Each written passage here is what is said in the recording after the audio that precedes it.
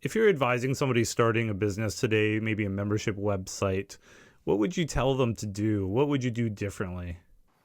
If you're going to start a community, in my mind, the best thing you can have is a foundational training as the onboarding for everybody who comes in. You can certainly have just a supportive place where people are asking questions, kind of like a Reddit or something. But my advice would be take the time to build and validate a sort of comprehensive training, maybe even that involves a certification upon completion, and have that be everybody's foundation for why they're in the community. Because it's just the best way to get people ingrained and engaged in being in that place. And then let the conversations and the support of the community and all that be the bonus, not the main event. Interesting. What would you use for marketing strategy today? I guess podcasting.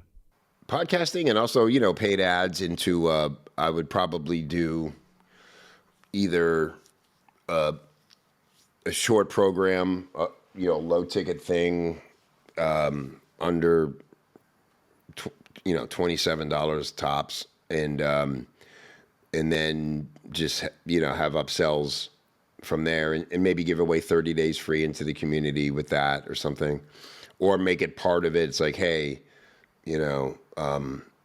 pricing's a whole nother issue now. I'll tell you this, man, like when I started, it was $47 a month. I capped it at 100 because I just wanted to see like how much of my time and what do I have here? And I thought 100 people, I can handle that, and I closed it for like a month, and then I reopened it at 67 a month. And then I held it there for a long time.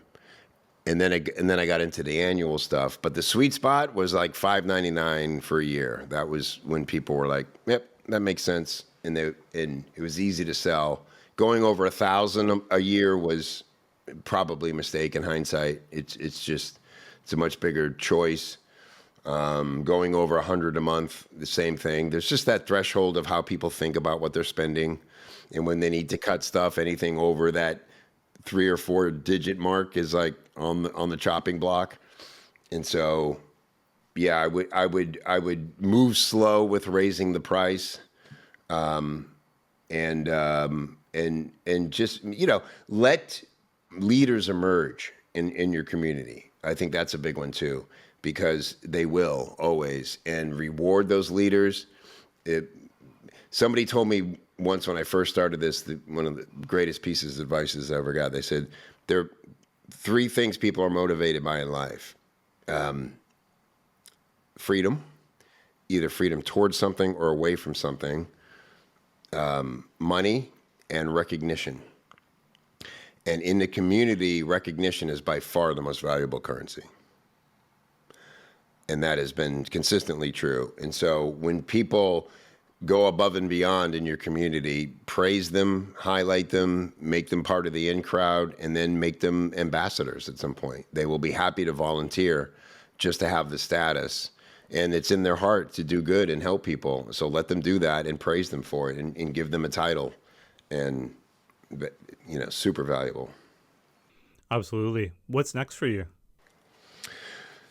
I think what I'd really love to do is move out of strictly copywriting, because what I really do, Evan, is I coach freelancers. They just happen to all be freelance copywriters right now. And but what I really love doing is helping people, true creatives, become lifelong entrepreneurs.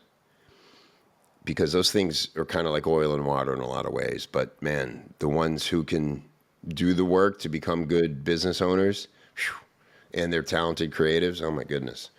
It's really exciting when it clicks. And so what I would do is I would move into the greater freelance market. The podcast I really want to do that I'm going to start next is going to be called Paid to Create. I shouldn't be saying this because somebody will steal it, but I just want to interview anybody who's created a very good life for themselves doing creative work, whether they're farmers, woodworkers, violinists, video editors, whatever it is, film directors, writers. I love meeting those people, and I'm fascinated by their stories of how they made it work. It shouldn't be allowed. It's outside of the system. You have to be a rebel at heart. You have to be smart. You have to be determined. Hmm. And I would love to just be the Anthony Bourdain for all creative entrepreneurs in the world, and inspire those people. And then I have lots of training that I know could help them. So that's probably what's next for me. Well, thanks a lot for sharing your 20 years of online business wisdom. Really appreciate you joining us. Yeah, my pleasure, man. Kevin Rogers' story highlights just what's possible when you take a skill or interest that you have and build a membership community around it. Copywriting wasn't exactly new, and there's never been a shortage of writers, but his pivot into training and coaching allowed him to build a business that grosses over $1 million a year. If you're interested in monetizing the skills you've picked up in whatever field you specialize in, I highly recommend checking out my interview with Kathy Nelson at the Photo Managers, who built $1 million business solving a common everyday problem. I also recommend my discussion with Ernesto Ortiz on how he was able to grow his SEO agency to $500,000 in just 3 years.